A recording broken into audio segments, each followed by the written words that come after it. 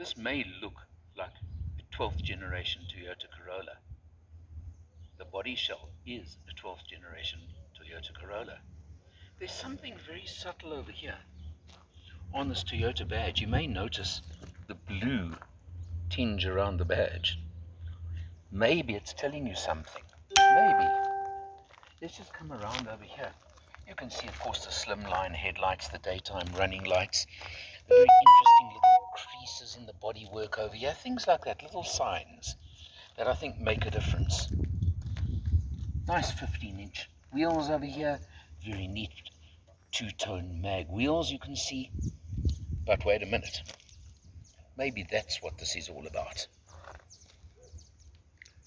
This is actually a Motor Matters first. This model hasn't been launched in South Africa yet, but we've got it on test, and we've had it for a week now, driving the hybrid version of the Toyota Corolla, what I believe to be the future of motoring in South Africa, not battery plug-in electric cars, because of Eskom. Say no more on that subject. But hybrid power like this, I think, could very well be the way to go. Just while we're looking, we can see a little bit more. We'll open up. And of course, you're very used to Corolla. You can see the space in the back seat. Nice and neat. Everything very neat. Isofix in the back, of course. Plenty of legroom, because the Corolla has grown up and become a pretty nice sized car in the modern context, and particularly in 12th generation form. Baby Lexus, I think, is more like how I'd like to describe it, quite honestly. Come round to the rear. What you notice compared to so many new cars these days is how clean it is. How very neat and clean everything is at the rear. And of course that hybrid badge again. And the typically large boot you get with a Corolla. And note you can even drop the rear seats 2/3, 1/3, the backrests over there, which is a feature now that you get with cars of this sort as well. You come under here and you'll see under the toolkit as well, just a space saver spare wheel. But at least it is a spare wheel, limited use, but it's there for you. So it's nice and useful. As I've said, on the tin, it's a Corolla. Under the bonnet is where it's so different. The fact that it hasn't even been launched yet, a lot of the facts and figures will emerge in time, and we'll get them to you in time as we go along. Let's jump inside. Out in the country, as we always love to do at the best of times, but what is incredible with a hybrid like this is, first of all, we're doing 100 kilometers an hour, yet the noise I'm getting is road noise, tire noise, because there's just no engine or mechanical noise involved. Yes, we're not in full EV mode at the moment, but if I can tell you, we've done about 140 odd kilometers distance, and we're showing an average of 4.1 liters per 100 at the moment, and I'm sure I'll get it down a little bit again soon. But that just shows you the sheer efficiency of this motor. You can see basically you've got the regenerative system that works. In other words, the battery's being charged all the time while we're driving. And that's of course another advantage of a system like this as opposed to a plug-in system and a plug-in version when you come to hybrids or battery vehicles of any sort. But it just proves the future. It just proves, if you want efficiency, ultimate extreme efficiency, this is the way to go. And I'm convinced so far that pure battery range anxiety in South Africa with the distances that we have in this country, that to me so far this makes a lot more sense. I use the word so far because when we get EVs and plug-in electrics that can do a range of 800, 1,000 kilometers, that will change the game again. But obviously it'll also look at the price involved, the cost of batteries that we're still sitting with, and until that really drops a lot more, well, for Joe Average, we'll have to see where that goes. this latest 12th generation Corolla has been noted for its smoothness, for its comfort, and even handling compared to older generations.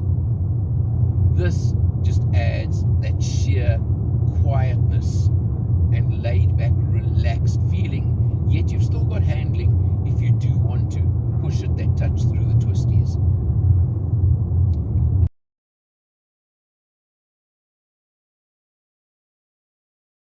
It's on the instrument panel that you'll see some of the differences with this model and where you see where it is different. You'll see it says press brake pedal and push the power switch to start. A little bit different. And I press that start button and you'll see it just tells me ready EV mode. It defaults into EV mode. And I'm showing you something. Look at that. Yes, that is for real. Look at that average fuel economy that we've achieved in this car. And that is after a week's driving. I stress a week's driving. Can you believe that figure? 4.1 liters per 100.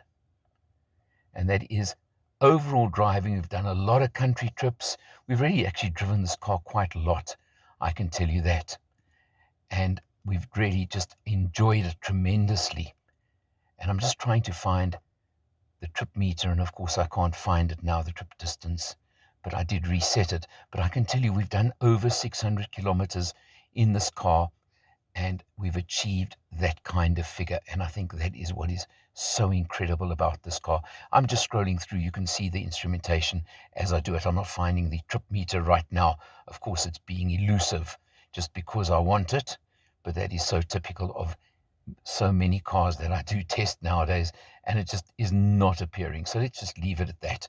But 4.1 liters per 100 has been the average we've achieved over a week's driving. And I can also tell you that because of the hybrid and this kind of economy, you're probably good for 1,000 kilometers on a tank.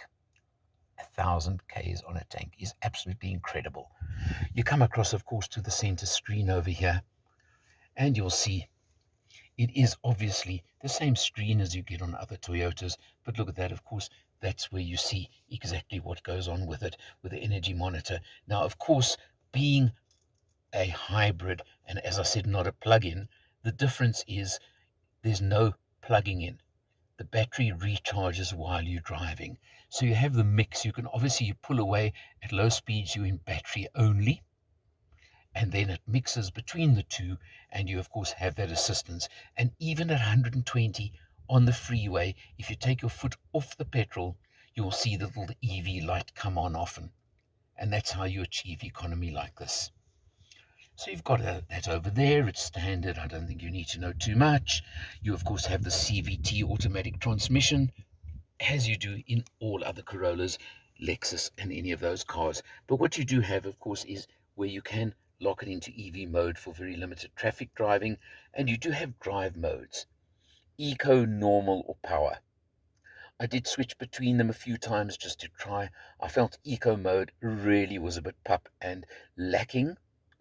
Normal or power were more interesting, but basically I did drive it almost all the time in just the normal standard mode, just to leave it in that quite, and I found it more than adequate, more than comfortable for that kind of driving.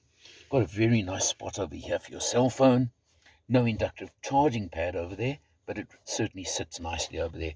And no standard navigation on the car, but Android Auto certainly works very, very well indeed. Everything else is pretty much as the Corolla. But I mean, nobody can complain. The fact that they've sold 50 million of them so far in the world on the Corolla badge, I think says something. Now, the interesting feature I did pick up was on the air conditioning system. It seems to default into recirculate mode in the car. Over there, it defaults into that mode when you switch on. And I did find that I prefer fresh air in the car. And if I've got to find something to complain about on this vehicle, I'll tell you that that was a complaint I had and a factor. But really, I am being picky right now. The Corolla dash, the layout, you can see it really is quality these days. It's not quite the soft touch maybe that I would like or expect, but it looks good, it fits well, and everything looks Very, very neat indeed. It's an interesting fact that the Toyota stroke Lexus group are now pushing so hard into hybrid and going a lot further in hybrid. And it's definitely been disclosed already that, for example, the Corolla Cross that will be manufactured in Durban by Toyota will also have a hybrid version. And they will be doing exactly what they're doing with this one over here. So this is definitely where Toyota are going with their vehicles instead of battery electric. A choice they've made, a simple choice in a certain way, and certainly not the insane pricing you get with pure battery vehicles, pure electric. So I think they are plugging a niche over there in that way. And I think it's an interesting niche, far more suited to South African use in my book than pure electric vehicles. And if you can average 4.1 litres per 100 in a medium-sized family luxury sedan, how much better do you really want to or have to do? That's the question I would ask. Right now, there's no competition. Right now, there's no comparisons.